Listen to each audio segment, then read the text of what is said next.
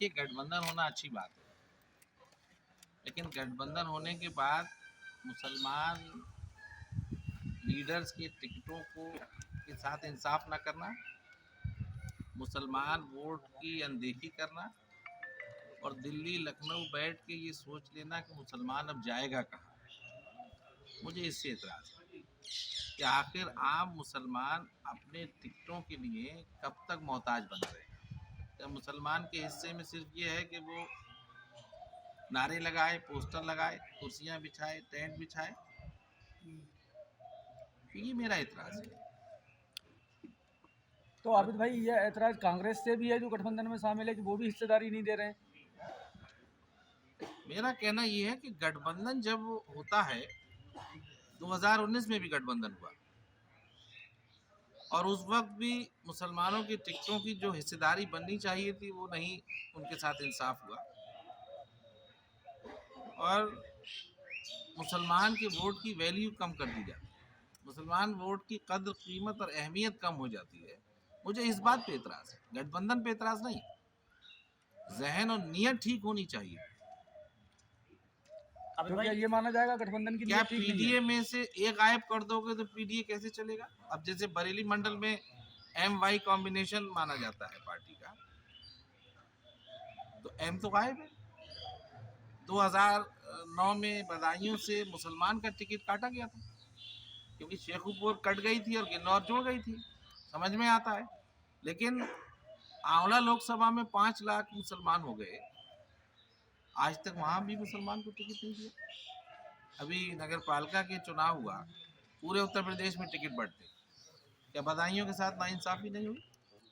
बदायूं में 11 मुसलमान चेयरमैन बने, 5 साल उनसे काम लिया गया पार्टी का, झंडा, बैनर, पोस्टर, वक्त, कीमत, पैसा सब उन्होंने खर्च किया और एन वक्त पे उनको टिकट नहीं दिया। ये नाइंसाफी नहीं? ब्लाक प्रमुखी में सरकार में एक मुसलमान को टिकट नहीं दिया। तो बहुत मजबूर होके, हर चीज की एक सीमा होती है। ठीक है, हम पार्टी में हैं, ओहदे पे हैं, इसका मतलब ये नहीं कि जब बर्दाश्त की सीमा जब पार हो जाती है तब बोलना ही पड़ता है।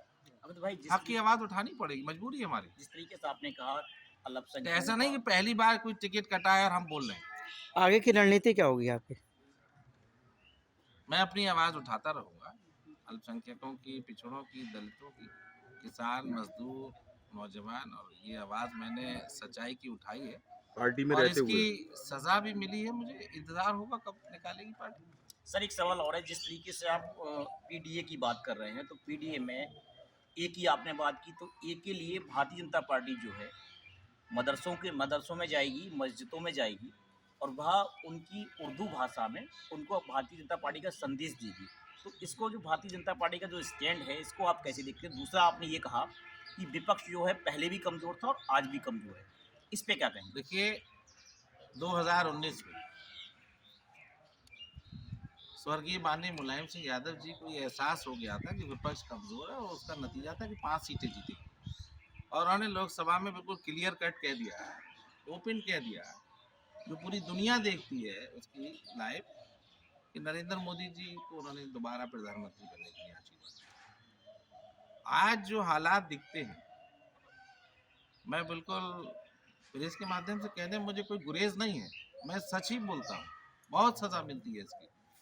आज विपक्ष इतना कमजोर है कि नरेंद्र मोदी जी को तीसरी बार प्रधानमंत्री बनना तय माना जा रहा है। चंद सीटें आप जीत लें, कुछ संघर्ष कर लें, बट विपक्ष में कोई लड़ाई आपस में ही इतनी है, ना हिंदू वोट को सहेजने की कोशिश की जा रही है, ना मुसलमान वोट की नाराजगी दूर की जा रही है, ना कोई संघर्ष किया जा रहा है, ना कोई विरोध प्रदर्शन किया जा रहा है, बल्कि संघर्ष के नाम पे फेसबुक, ट्विटर और फोटो सेशन तक पार्टी रह गई। ठीक है सर, जैसा कि सर लोग देखते थे कि आपकी और सांसद जी की, पूर्व सांसद धर्मेंद्र यादव की तल्खियाँ काफ़ी सुर्खियों में रहीं। मेरे अब धर्मेंद्र जी